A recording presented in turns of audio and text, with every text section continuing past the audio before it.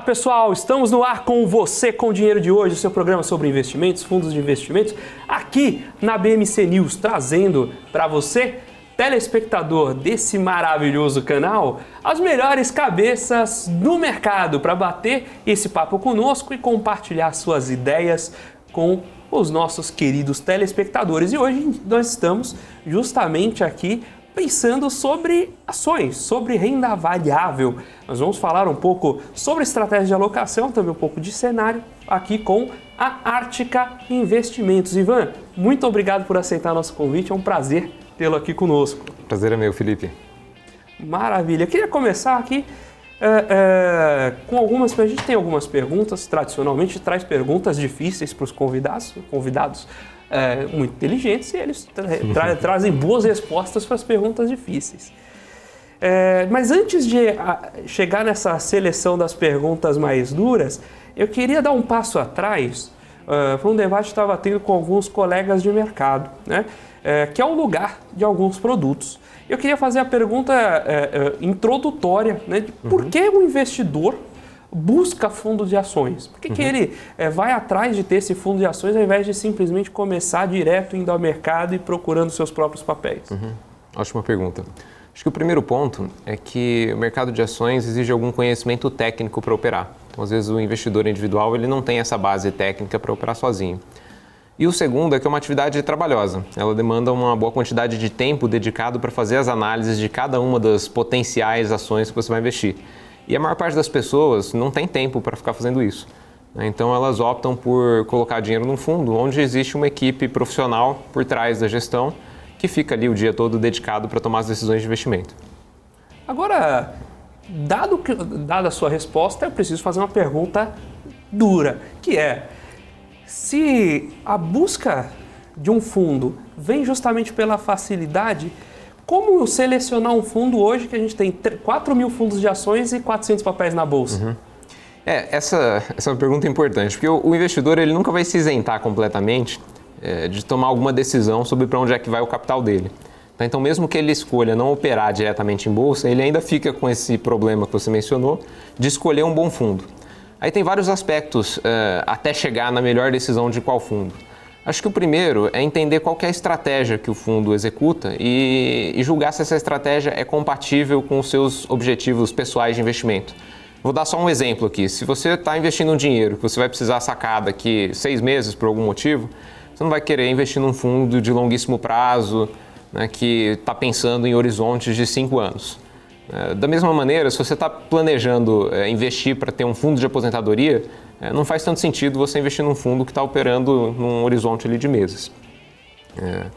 Um segundo aspecto é avaliar qual que é o retorno histórico do fundo no maior período disponível. Só como referência, um ciclo econômico, em média, ele dura 5 anos e meio. 5 a 7 anos aí, é o período que dá para considerar.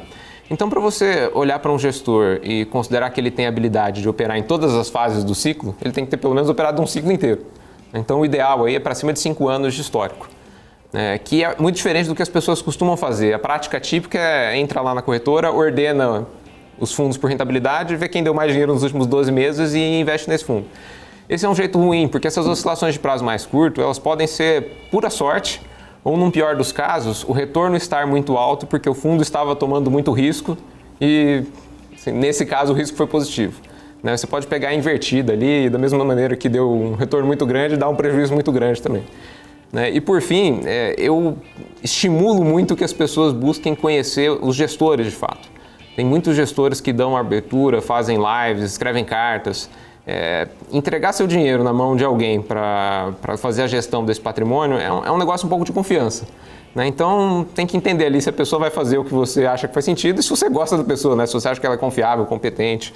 Então, eu não tomaria uma decisão tão fria assim, de entrar lá na corretora, ver o nome, ver a rentabilidade e colocar o dinheiro. Mas tem aquela questão, né? Muitas vezes a gente tem um esforço muito grande de trazer bons nomes e boas gestoras aqui no mercado. A gente acaba ficando bastante próximo das gestoras por causa da Com Dinheiro. E a gente vê quem faz aquele trabalho sério, faz uma seleção bacana das ações, faz esse acompanhamento. Mas muitas vezes quem mais aparece não é quem faz o melhor trabalho, né? Então o cliente acaba tendo esse viés também. Você investe num fundo que cresceu muito, mas depois se mostrou uma fria, enfim. É que tem um conflito de agenda, né? Da pessoa que se dedica tanto tempo ao comercial que não faz a gestão. Mas eu considero que é parte do trabalho do gestor ter alguma transparência com a sua base de investidores. Então, divulgar qual que é a estratégia não é uma coisa muito trabalhosa, porque a gente vai executar a mesma estratégia por anos. O discurso de como explicá-la para o público já está decorado. Eu acho que isso é parte do nosso trabalho. É igual o CEO de uma empresa fazendo as calls de resultado, lá prestando contas para os seus acionistas. Eu encaro dessa maneira. Mas, de fato, você não quer um gestor que passa o dia inteiro em rede social, fazendo live, aparece Twitter. Em 3 entrevistas por dia, porque ele tem que estar trabalhando também, né? Tem que um pouco gastar tempo ali na gestão, que é a atividade principal dele. Seguramente, se ele está em 3 lives por dia, ele não está gerindo o seu fundo. Então, ou ele não é o gestor, ou não tem nenhum gestor, né? Agora, e como funciona o processo, já que a gente falou de processo de seleção e como conhecer essa atividade, como funciona lá na Arctica o processo de seleção de vocês? Perfeito. Nosso processo ele é um funil de filtragem. A gente tem 3 etapas de seleção de ações. As ações, as ideias variadas, vindo de várias fontes, vão para uma reunião de comitê.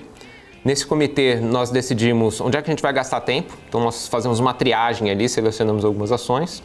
Essas ações aprovadas, elas vão para uma etapa de análise preliminar. Essa análise preliminar é mais ou menos uma semana estudando a ação, principalmente aspectos qualitativos. A pergunta que a gente quer responder é se o negócio parece ser um bom negócio e uma olhada rápida em valor para ver se a faixa de valor que ela está em bolsa é minimamente próxima do que deveria ser o valor justo da empresa ou mais baixo que isso, né, idealmente. Essas ações voltam para uma discussão de comitê e as que são aprovadas vão para a fase de análise detalhada, que a grosso modo a gente demora 1 mês para avaliar uma ação.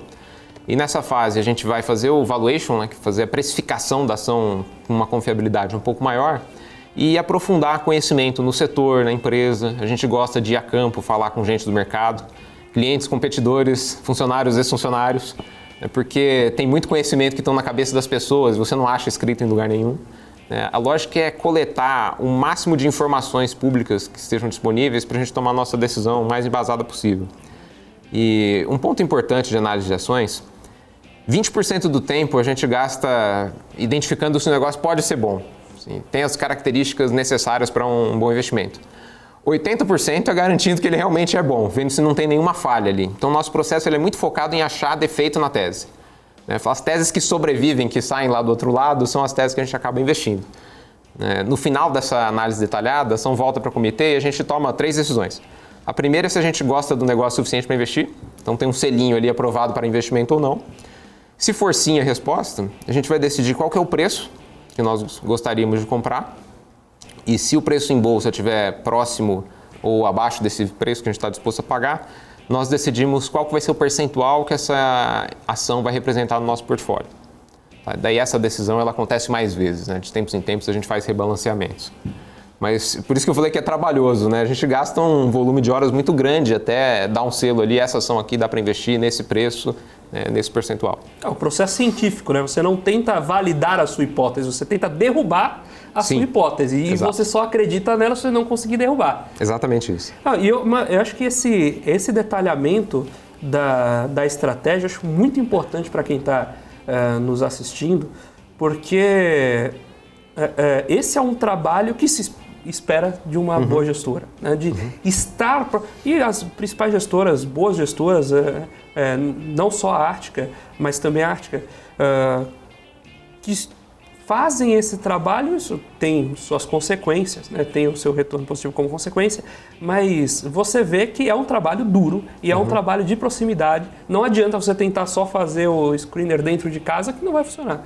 Você tem que ir para a rua, acompanhar, ver o gestor, olhar no olho dos gestores, dos fornecedores, como você comentou, fazer esse duplo check, isso é muito valioso, é muito importante. E aí que está o valor da gestora, porque o investidor pessoa física naturalmente não conseguiria olhar isso sozinho, né? Lamentavelmente, se você é investidor pessoa física, vai até todos os RIs de empresa, nem todos vão te receber para o almoço, né? Tem um ponto importante que bolsa é um ambiente competitivo. Não adianta só você estar certo, você tem que estar mais certo do que a média do mercado. Então, uma coisa que muita gente faz porque é fácil e rápido é fazer screening com base em múltiplo de valuation, né? Tem sites que fazem isso automático, daí você vai lá e acha a empresa que está com múltiplo baixo. É fácil para você e para todo mundo no mercado, então essa é a primeira coisa que todo mundo faz. Isso dificilmente vai te trazer uma vantagem suficiente para você ter um excelente retorno ao longo do tempo só escolhendo as ações que estão com múltiplo mais baixo. As lógicas que são muito simples assim, elas geralmente são armadilhas, né? Às vezes ela está abaixo por um motivo que você não está enxergando. O truque ali, a sensibilidade da gestão é fugir das minas escondidas, né? Das minas terrestres. Porque um investimento muito ruim, que seja catastrófico, prejudica demais o retorno. Então, boa parte do trabalho aí é essa filtragem, essa garantia que não tem nenhum risco escondido, não tem nenhum problema que a gente vai encontrar ao longo do caminho. Pessoal aqui comentando o Boi da Bolsa, melhor programa da BMC, só ganha like se mandar aquele clássico e irreverente abraço para Macapá. Não, Macapá, forte abraço para Macapá, forte abraço para o Paraná também, que eu já sei que eles vão pedir daqui a pouco. Então, se você quer pedir um abraço ao estado, aproveite esse momento e deixe o seu like. Pessoal, nós estamos aqui com 277 likes, vamos buscar ali os 300 likes ainda no primeiro bloco. Ajuda aí, pessoal. Se você está chegando agora, não conhece ainda, não está inscrito no canal da BMC News, faça a sua inscrição para não perder mais nenhum Você com Dinheiro. Então, você já abriu um pouco do processo de investimento, né?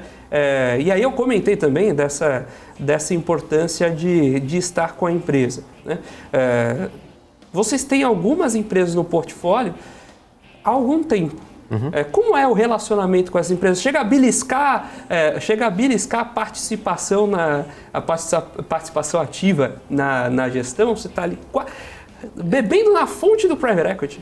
Nós não somos muito ativistas, tá? Nós não investimos com a intenção de interferir na gestão. A gente prefere uma filosofia de escolher empresas que a gestão já seja boa, né? Não tem expectativa de eu ir lá melhorar o dia a dia do CEO. Tem algumas empresas que a gente tem mais proximidade, às vezes até por política de relacionamento com investidores da própria empresa, eles dão mais abertura, né? Então a gente gosta de se manter próximo porque empresas que são mais abertas entregam informações para todo mundo, então a gente quer ter as mesmas informações que todo mundo, né? Mas não é o principal ponto. Negócios que são bons você enxerga pela trajetória da empresa ao longo do tempo. É igual fazer entrevista de emprego, né? É mais fácil julgar a pessoa pela trajetória profissional dela ao longo de uma década do que por quão bem ela foi na entrevista. E todos os executivos de empresa que têm contato com investidores, eles têm algum grau de treinamento para vender a empresa para os investidores. Então eles sempre vão mostrar o ângulo mais bonito do negócio. Você tem que ter sempre um pezinho atrás ali e fazer suas análises por outros canais, né, para não ficar ouvindo só as notícias boas sobre o negócio. Olhando para o outro lado, né, a gente está falando essencialmente de ativo, né, onde você está investindo. Mas e olhando para o passivo, como é que é a diferença de comportamento do consumidor? Eu vi aqui na Com Dinheiro, se eu estiver errado, me corrija, mas 88% mais ou menos da base de vocês é private banking, né? Vocês têm esse acesso ao cliente de private, mas vocês também têm um exercício de plataforma. Qual é a diferença dos dois tipos de passivo? Como isso chega até vocês e como vocês têm sentido e lidado com essa mudança de agenda no mercado, né? Com essa maior abrangência das plataformas? Tá. A gente tomou uma decisão diferente da maior parte das casas de gestão de não colocar o nosso fundo disponível para o público geral. Então a gente não está em plataformas XP, BTG e afins para o público.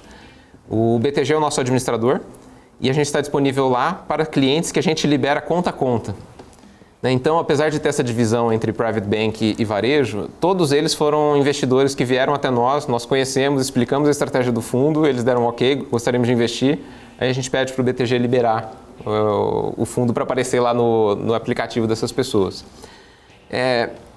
Eu acho isso importante porque eu não quero criar frustrações, né, em pessoas que entrem com uma expectativa diferente. Nosso fundo ele tem um retorno bem interessante, vai completar 10 anos em junho desse ano, e o retorno médio é de 30% ao ano. Mas é um fundo que eu não tenho muita preocupação com volatilidade, por exemplo. O ano passado foi um ano difícil para a Bolsa, o fundo caiu. Porque a gente investe pensando em horizontes longos. Eu tenho bastante dinheiro próprio lá, estou pensando em décadas. Então, aquele exemplo que eu dei do investidor que está querendo colocar o dinheiro em algum lugar por 6 meses, eu não gostaria que ele investisse com a gente. 6 meses, eu não sei se vai estar legal daqui 6 meses. E eu acho importante esse alinhamento. O ano passado foi um ano difícil, a gente sempre foi conversando com os investidores. Nós não tivemos um problema que muitos fundos de ações tiveram de evasão de capital. Nós tivemos captação líquida bastante relevante, tive pouquíssimos resgates no ano passado. Mas isso porque estava todo mundo sabendo o que estava acontecendo, nós declaramos a estratégia que nós executaríamos ao longo do ano, sabendo que o mercado estava difícil.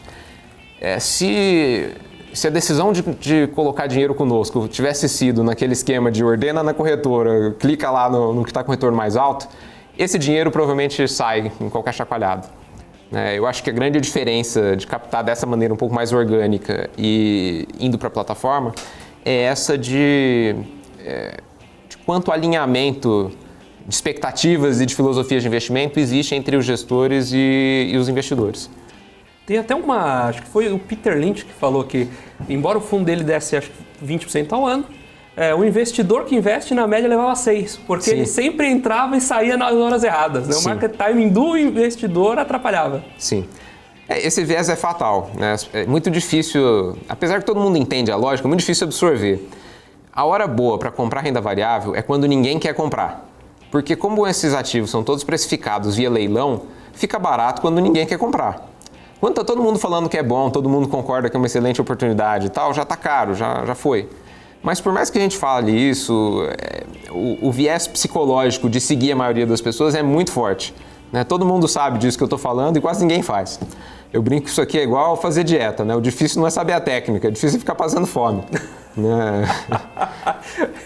Eu estava comentando aqui que a gente faz os cortes durante o programa, eu estava passando aqui os cortes, mas essa foi fantástica. Essa da dieta é sensacional. Então, a fórmula todo mundo sabe, Que tem que comer pouco e ir para academia é fácil. O duro é passar fome e continuar na esteira, É isso aí. Muito bem. Pessoal, você que está acompanhando aqui o programa, deixe sua pergunta, seu comentário no chat, deixa ali seu like, que eu tinha pedido para a gente bater os 300 likes antes do intervalo. Estamos chegando lá, 296. Tem a pergunta ali do Helder, que é uma pergunta capciosa para o Ivan. Quais são os fundos que estão apanhando mais em 2023? Renda fixa, ações ou multimercado? Essa pergunta tem formas diferentes de responder, mas eu queria ouvir seu comentário, Ivan, antes de traçar os meus. Olha, nos últimos 12 meses, quem apanhou mais foi ações, muito por efeito de juros. Juros é a gravidade do mercado financeiro. Juros sobe, o preço de tudo cai. E bolsa é uma das coisas que mais sofre com isso. Então, os fundos de ações, naturalmente, não tiveram um excelente resultado nesse período mais recente. Como as pessoas investem olhando para trás, elas sacam do fundo que já caiu, Mas é um período que nós compramos muita ação nesses últimos meses. Porque a gente julga que justamente essa aversão à bolsa e preferência por renda fixa por causa dos juros mais altos causa um fluxo de gente vendendo ações que leva o preço para patamares mais baixos do que faria sentido eles estarem, olhando de uma perspectiva mais técnica. Perfeito. E aí eu queria complementar, justamente porque essa abordagem, eu tinha comentado que a abordagem varia. Os fundos de renda fixa em fevereiro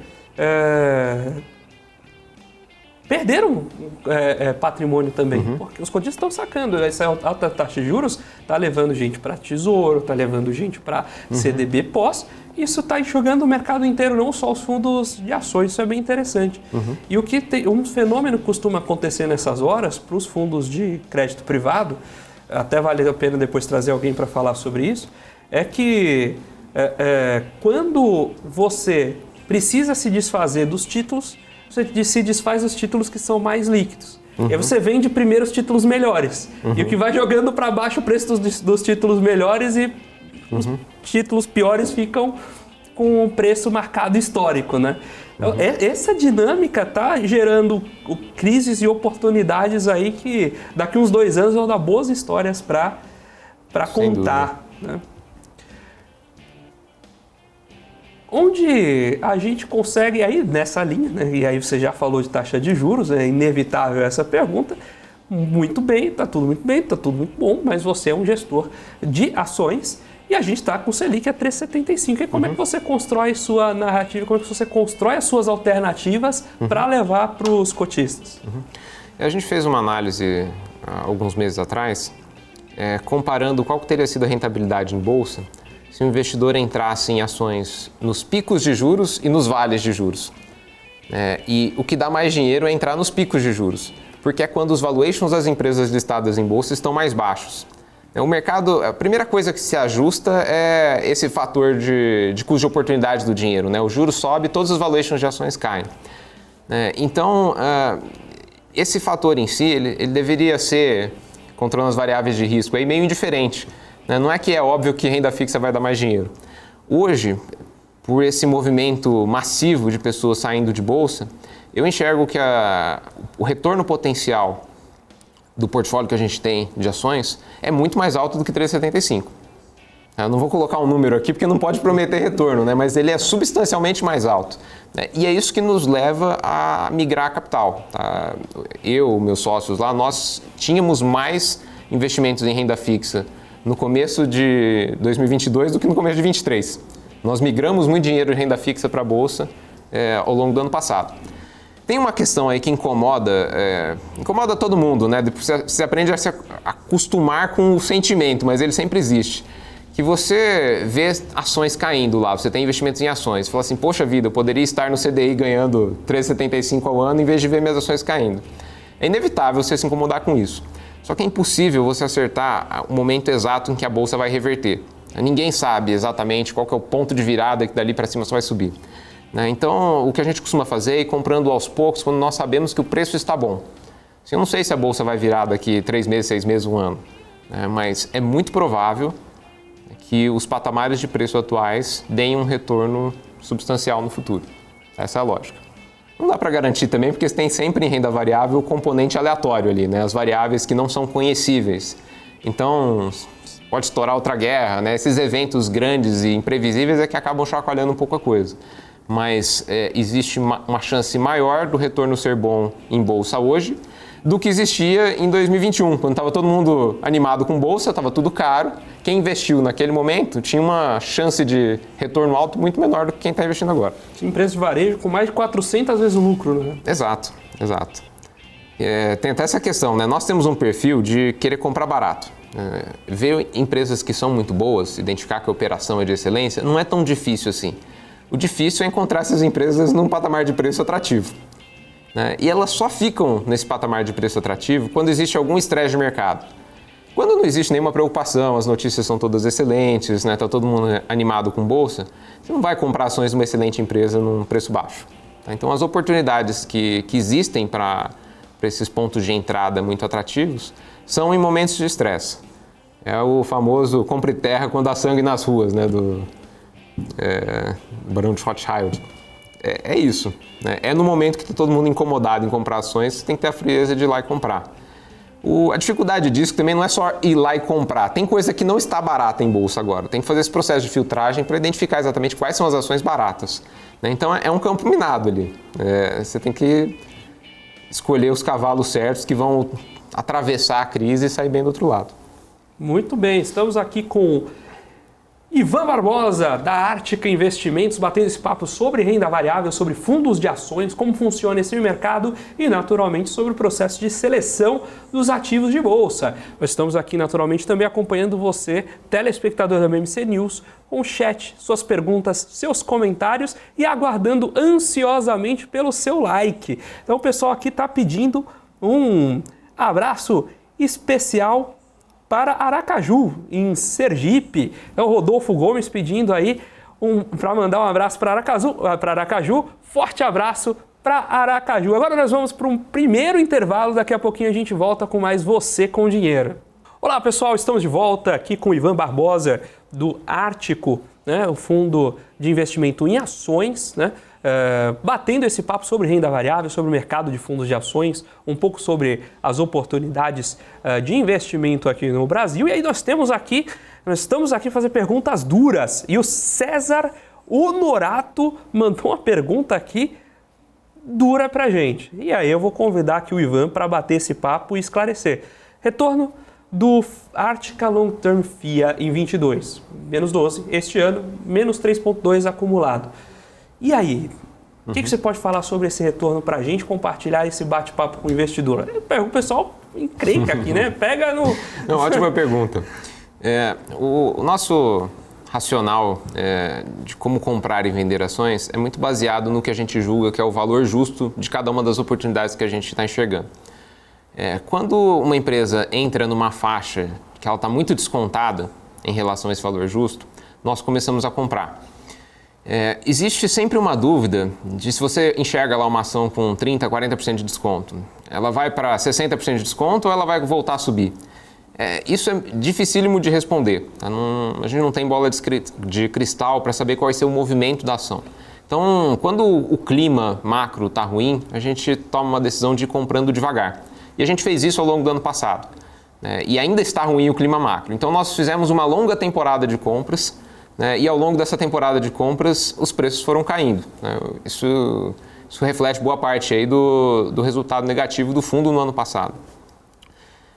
Mas eu até comentava com os nossos investidores, enquanto a gente estava comprando e a ação caindo. A gente comprando e a ação caindo. O pessoal faz essa pergunta, fala assim, poxa, mas está caindo, você vai continuar comprando? Eu falo assim, olha, se você está comprando algo, você deve torcer para o preço dessa coisa continuar caindo enquanto você estiver com o dinheiro na mão.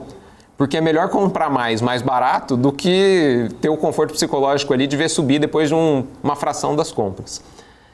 E uma coisa também que é um jeito rápido de explicar o conceito da nossa estratégia. A gente gosta de investir em atleta resfriado. São empresas que a gente olha e ela não está performando bem no momento. A gente tem em portfólio hoje algumas empresas que elas não estão com resultados muito legais agora, mas elas têm um histórico de resultado muito bom. Então, o que a gente acredita é que essas empresas, assim que o ambiente macro se recuperar, elas vão voltar ao patamar histórico mais longo de resultados que elas costumavam ter. Só que se você investe ali no corredor resfriado, você não sabe quando a gripe dele vai passar. Então, você vai ver ele correndo mal há algum tempo. É uma decisão consciente nossa. A gente faz um cálculo de quanto tempo a gente pode esperar. Tem algumas ações que nós compramos tão barato que a gente pode esperar 3, 4 anos até que o mercado vire. E a projeção de quando é que vai virar, eu acho que ela é sempre uma ilusão de conhecimento. Quem fala assim, segundo semestre a bolsa vai começar a subir. O histórico de acerto disso é muito baixo, então nós não tomamos isso como premissa. É muito perigoso você falar assim, eu não vou comprar porque vai continuar caindo. Você pode perder a oportunidade de entrada numa oportunidade excelente. Então a gente tenta pegar o preço médio de uma temporada boa. Nós espalhamos nossas compras ao longo de um período que a gente sabe que a bolsa está em baixa. Obviamente que com o conhecimento que a gente tem hoje, se eu soubesse no começo de 22 qual que ia ser a trajetória da bolsa, eu ia ter esperado para começar a comprar em julho, agosto. Mas na impossibilidade de prever o futuro, nós vamos nos posicionando onde tem uma probabilidade favorável para a nossa estratégia dar certo. Respondida aí a pergunta do César Honorato. Então aqui os convidados respondem as perguntas difíceis, mas essa aí eu até agradeço e fico surpreendido. Tem até um comentário do MPK aqui que casa com isso, que o certo é você mostrar a regra e que são cumpridas para os investidores. Então, fundo de ação, se comunicar bem, minha estratégia é essa, é isso aqui que eu estou seguindo, e no longo prazo isso traz resultado. É diferente de você tentar acertar o olho da mosca o tempo inteiro, que isso de fato não vai funcionar. Arthur Leão aqui pedindo aquele oi para Nossa Senhora da Glória, em Sergipe também. Temos aqui também o Tiago Padilha ali, mas aí não temos aqui sobre torcedores, e nós vamos... E o pedido do Helder do abraço para nossa capital, para Brasília, Forte abraço a quem está acompanhando o programa de Brasília também. Daqui a pouquinho a gente vai abrir aqui a carteira do Arctica para comentar. Vamos lá. O que a gente, antes de entrar na carteira, eu tenho aqui umas ações em especial que eu queria ouvir a tese. Vamos falar um pouquinho do macro antes. não de projeções macro, que depois no último bloco eu tenho uma pergunta para fazer sobre projeções, mas sobre seleção macro, né? Quais são os setores aí que vocês estão olhando com um olhar mais atento, com um olhar mais carinhoso nesse começo de 23?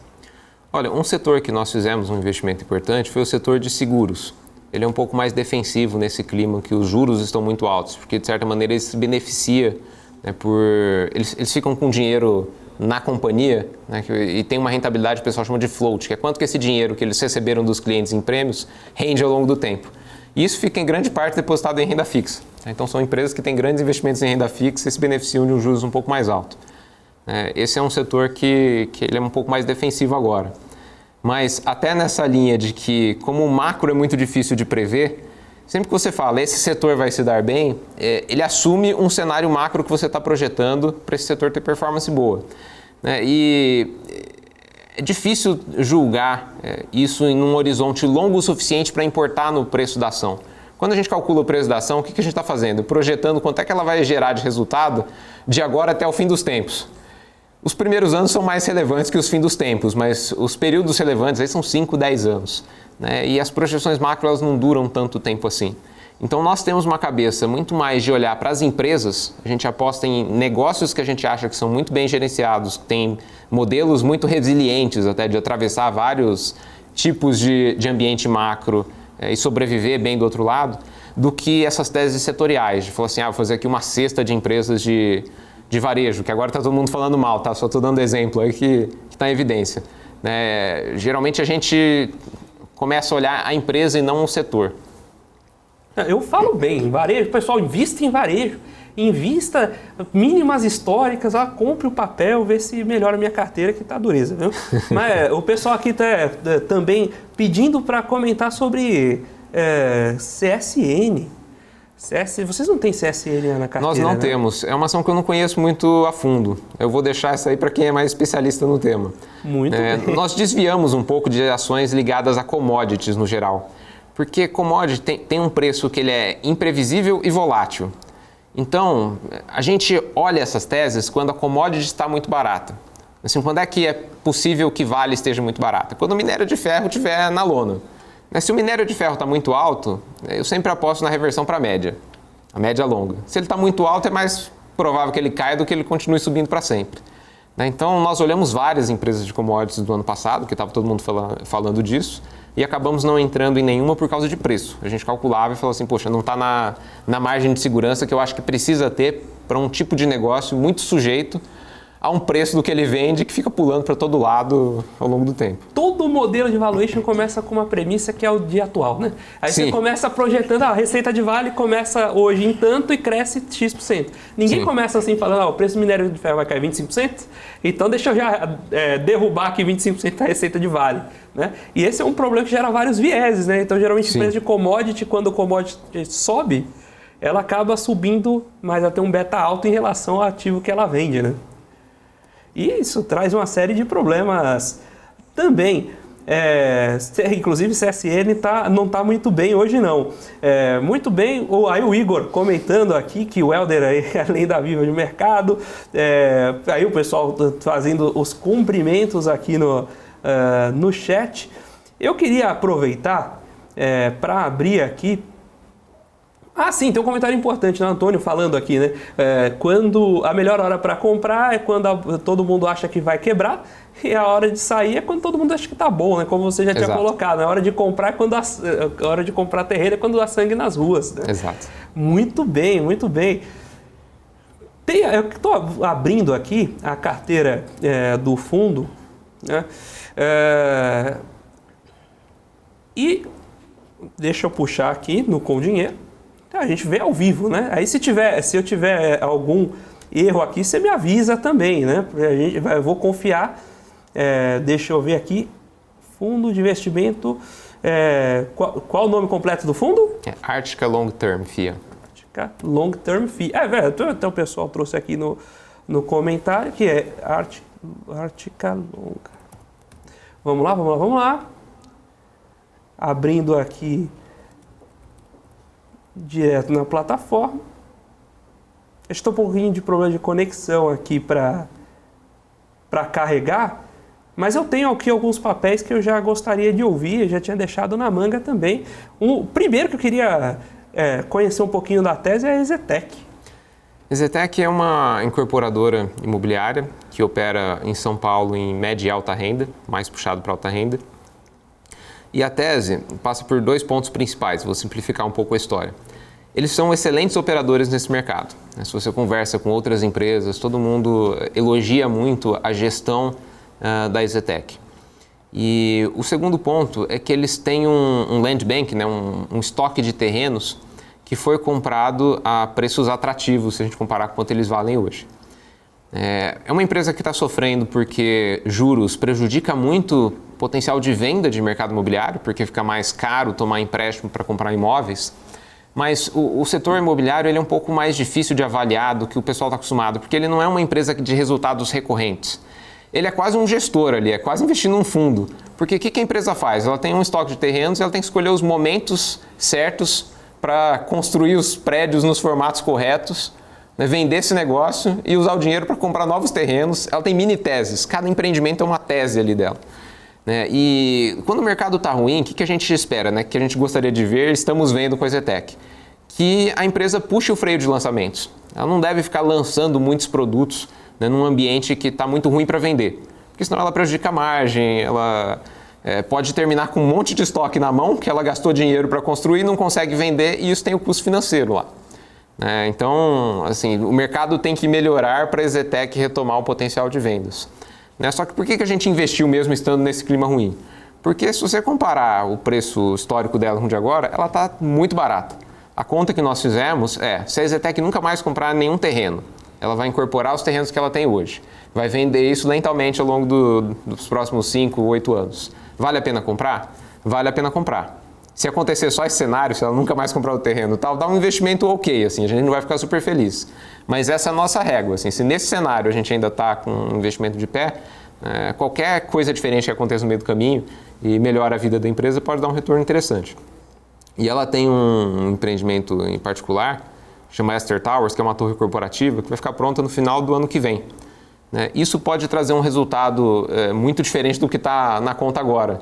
Porque é um empreendimento grande e que ou ela pode vender para um fundo imobiliário de uma vez, na hora que terminar de construir, ou ela pode ficar com esse prédio no balanço dela por algum tempo e ir alugando para empresas e vender depois alugado, que dele vale mais. Isso pode trazer uma felicidade para a gente ao longo do tempo. Mas, basicamente, essa tese aí entramos no momento que o juros está muito baixo, a hora que os juros cair um pouco, ela vai se beneficiar, e entramos barato num nível que podemos ficar alguns anos olhando lá para a empresa, esperando ela retomar os níveis normais. Muito bem, estou olhando agora, sim, estou com a carteira completa aqui com dinheiro, e a maior posição do fundo, se eu não tiver errado, é em YouTube 3. Não, essa é uma posição de arbitragem. Vamos lá. A exposição... Melhor ainda. A arbitragem é quando você identifica alguma anomalia de precificação técnica. Né? A gente fez uma operação... Comprados em Tube 3 e vendidos em Tube 4, não é isso? Mas de modo simplista, essas ações elas têm uma correlação natural ao longo do tempo. São 2 ações da mesma empresa. Né? E elas têm determinadas características que se uma vale 10% acima da outra, ela deveria sempre valer mais ou menos 10%. Às vezes, o mercado gera distorções nisso, porque tem uma delas que é muito mais líquida. Então, quando o mercado está chacoalhando, a líquida vai embora e a outra às vezes fica para trás. E a gente monta operações só falando assim, olha, essa anomalia vai voltar ao normal. Mas são trades mais técnicos. Isso aí é responsável por um retorno pequeno do fundo. A gente faz porque dá algum dinheiro, né? Não tem muito risco, são operações comportadas. E a gente brinca assim, é igual você encontrar R$100 na rua. Assim, vai te deixar rico pegar os R$100 na rua? Não. Mas se tá fácil ali, pega. Tá fácil, você pega e ainda fica feliz, né? A arbitragem é uma estratégia nossa lá que ocupa muito pouco tempo da equipe. É muito rápido de avaliar e montar. Então a gente faz algumas coisas. E elas parecem grandes, né? Mas é que tem comprado e vendido. Então o líquido ali não é muito relevante. A gente não tem exposição... a variação de preços como se tivesse só comprado em uma delas. Agora tem outra empresa ali que é prima, né, na carteira, que é Porto Seguro. Né? A Porto Seguro é uma compra mesmo, essa aí a gente está comprado na ação. A tese em Porto Seguro é que durante a pandemia o fluxo de carros diminuiu muito e o preço da apólice de seguro, ela considera lá um determinado número de acidentes que vai acontecer a cada 10 mil carros. É uma conta estatística. Como esse número de acidentes estava muito baixo, o setor todo, a Porto Seguro e todas as outras empresas, começaram a emitir apólices com preços mais baixos. E quando voltou ao fluxo normal, eles estavam com uma safra de apólices emitidas em preços baixos e com o número de acidentes normalizado. Então eles tiveram uma rentabilidade bastante prejudicada nessa safra por causa disso. Nós investimos nesse momento, porque é um problema de safra. Nós vimos eles corrigirem o preço, eles corrigiram quase 40% o preço. Não alterou muito a base de clientes, porque a indústria inteira também fez esse movimento de readequar os preços das apólices para os patamares normais de sinistros, que eles chamam, mas são os acidentes e os custos de cada acidente. E a volta da rentabilidade, uma vez que as novas apólices já estão sendo emitidas nos preços corretos, ela é muito provável. Então é só a passagem do tempo vai trazer a empresa para a normalidade. Nós achamos a empresa excelente, é uma empresa que tem um resultado muito bom num período muito longo, ela gerou um valor enorme para os acionistas ao longo do tempo, e foi uma situação ali que a gente viu o mercado batendo na empresa, a nossa impressão era só porque não era tão previsível exatamente quando essa conta ia virar, estava todo mundo atrás de resultado de curto prazo. Então, nessa nossa estratégia de ser um pouco mais paciente, nós compramos Porto Seguro e falamos assim, ok, se demorar 6 meses para começar a melhorar, ótimo, se demorar 9 meses, 1 ano, também tudo bem. Eu acho que a primeira coisa, essa história do long and short, né, e Tube 3, Tube 4, muito legal, até para o pessoal conhecer essas operações e aprender quais são as oportunidades que ficam presas nelas, né? Acho que isso é super valioso. Mas tem umas teses aqui muito legais e que sempre bacana ouvir um pouco a respeito. Você tem uma posição bacana em Pomo, né? Em Marco Polo. Marco Polo é uma empresa que faz carroceria de ônibus. E também eu sempre encurto as histórias, tá? As teses são mais longas, mais detalhadas que isso, mas a grosso modo, a frota de ônibus do Brasil hoje está velha, está muito mais velha do que a média histórica dela. E quanto mais velho está o ônibus, maior é o custo de manutenção. E uma empresa decide trocar o ônibus por um ônibus novo, a hora que pagar as parcelas do novo ônibus é mais vantajoso do que ficar arcando com custo de manutenção, custo de parada, cliente bravo porque o ônibus quebrou no meio da estrada. Então são compras técnicas, né? Não é que a empresa fala, poxa, adorei o modelo novo de ônibus, vou comprar. Então existe uma demanda de ônibus reprimida, é uma mola comprimida, né, para trazer a frota para a idade média normal, que é o ponto de equilíbrio ali de quando é que vale a pena trocar os ônibus. O mercado ficou muito tempo parado, né, durante a pandemia, antes da pandemia teve uma falta de crédito para a compra de novos ônibus, né, isso que causou essa idade alta das frotas.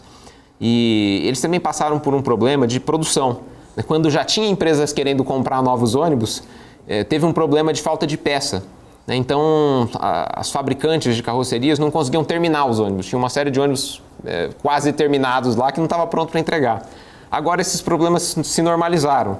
Então a Marco Polo está ganhando as graças do público agora porque ela está produzindo na capacidade máxima, tem uma fila de pedidos para atender e tem essa demanda reprimida pelas idades dos ônibus. Tá, essa aqui é a tese, em 2 minutos aqui.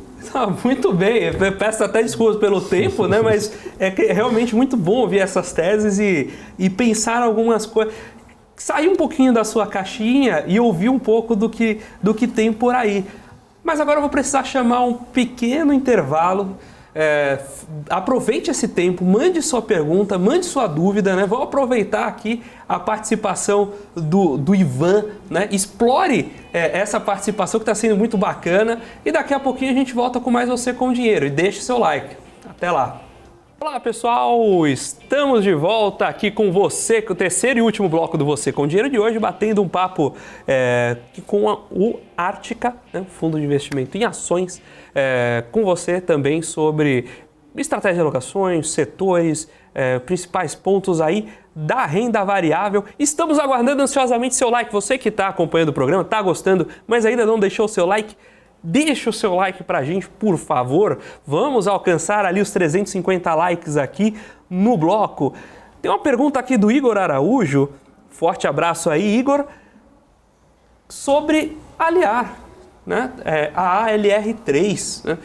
Vocês têm olhado o setor? Estão olhando um pouquinho para o papel? Nós olhamos há um bom tempo Tá? É uma das empresas aí que eu não estou atualizado para comentar aqui. Na época que nós olhamos, ela estava um pouco cara e depois teve toda uma confusão lá entre o controlador e os minoritários que nós preferimos ficar distantes. Tá? Investir na ação investir no jogador quando ele está resfriado, não quando ele está... quebra uma perna, alguma coisa, é mais complicado. Você tem que ver se o dano é reparável, né? Você não vai ficar com sequelas. Bom ponto. Quando o controlador é hostil aos minoritários, não é uma condição que você nunca pode investir, mas com certeza fica muito mais complicado. Eu conheço outros gestores que inclusive estavam numa disputa judicial lá e nós olhamos essa confusão toda e preferimos ficar distantes. Eu falo, a gente gosta de problemas que a gente vê que a solução é fácil. Né? Assim, não tem ambição de entrar num problema muito complexo e querer que ele se resolva. É mais fácil escolher os problemas simplesinhos ali que a visibilidade que ele vai ser resolvido é maior. Muito bem, pessoal. Deixa o seu like, deixa aí seu comentário. E agora no último bloco a gente guarda para algumas perguntas mais, quase perguntas filosóficas. A primeira delas, que tem na academia, né? Além de trabalhar, às vezes eu dou aula, né? E aí na academia o que a gente vê de paper é que, olha, boa parte do seu ganho está concentrada em asset allocation, né? O picking de ações é a menor parte. Mas agora perguntando para o gestor de fundo de ações, né? A maior parte do alfa está na seleção das ações ou de setores? Eu acho que está na seleção de ações. Eu vou contar uma história aqui sobre essa disputa. Bacana. Que teve uma discussão famosa ao longo de décadas entre o Warren Buffett e um professor de uma universidade americana que eu não me lembro o nome dele.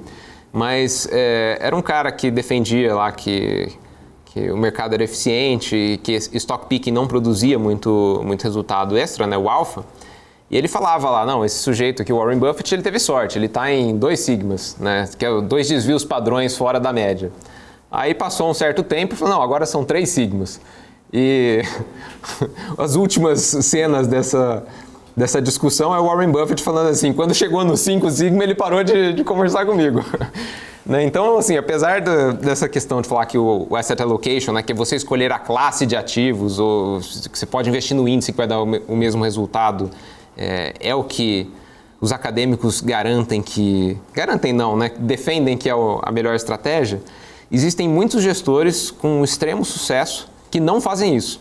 Aqui a estratégia deles é o stock picking, que é identificar boas empresas, né, e meio que ignorar essas projeções macro que ditam, né, essas escolhas de classe de ativos.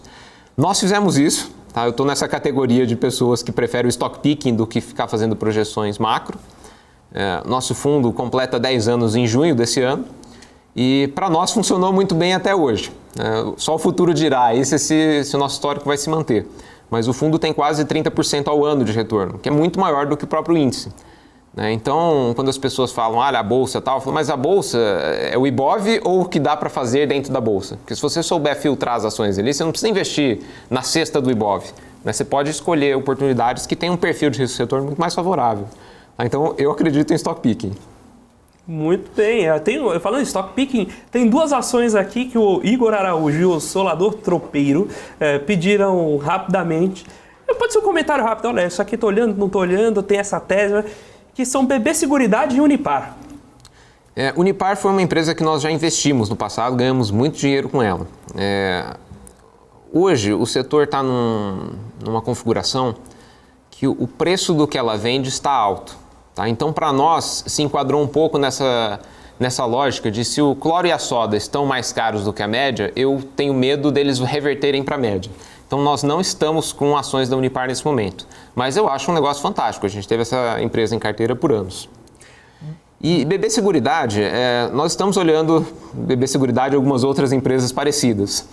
Eu não gosto de dar uma opinião muito forte aqui e alguém sair comprando ou vendendo as ações base nisso. Não, pessoal, isso não é recomendação de compra, a gente está discutindo aqui momento das ações. Potencialmente é interessante, tá? É uma boa empresa, o setor dela assim, não é muito volátil, pode ser que exista uma oportunidade, estamos olhando. Assim, às vezes a gente olha, né? Eu falei uma dessas também num banco, que também não vou falar o nome aqui para o banco não ficar bravo comigo, mas parecia barato.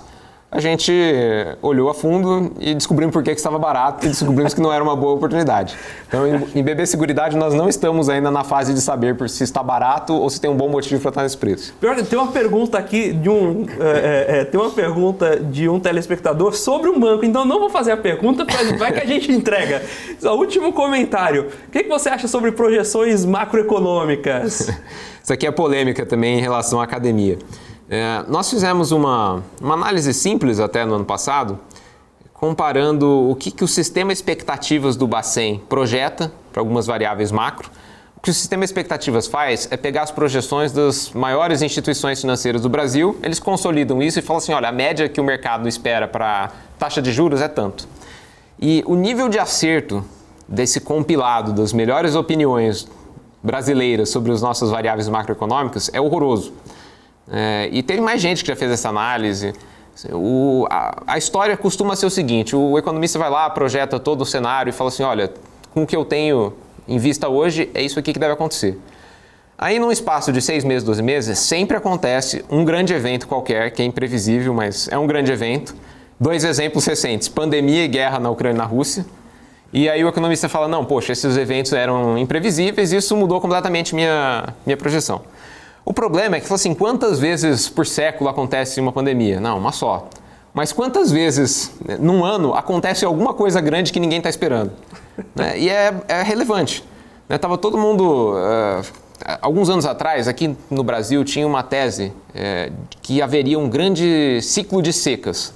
Porque os reservatórios das empresas de energia elétrica estavam baixos, estavam com energia cara, né? Agro sofrendo porque não chovia. E começaram essas teses. Não, a gente vai passar por 10 anos de um mega ciclo de secas. Aí, recentemente, começou a chover pra caramba, encheu o reservatório de todo mundo, o agro vai ter um ano excelente, né? E essas projeções aí de longo prazo de seca foram por água abaixo. Né? Então, isso que atrapalha. Assim, não é que não é possível montar um cenário macroeconômico e falar, ó, se nada mexer, é isso que vai acontecer. O problema é que se nada mexer, nunca acontece. Eu não sei o que vai acontecer nesse ano, mas alguma coisa vai acontecer que ninguém está prevendo e que vai bagunçar as projeções macro de todo mundo. Muito bem, muito obrigado, Ivan. Foi um prazer receber você, um bate-papo fantástico. Muito obrigado por aceitar nosso convite. Eu que agradeço, Felipe, foi um prazer. Pessoal, nós ficamos por aqui com Você com o Dinheiro de hoje. Muito obrigado pela sua audiência, pela sua participação e pelo seu like. Fique agora com o Top News para o fechamento de mercado e a participação de Débora Oliveira e Gabriel Monteiro. Até amanhã com mais Você com o Dinheiro.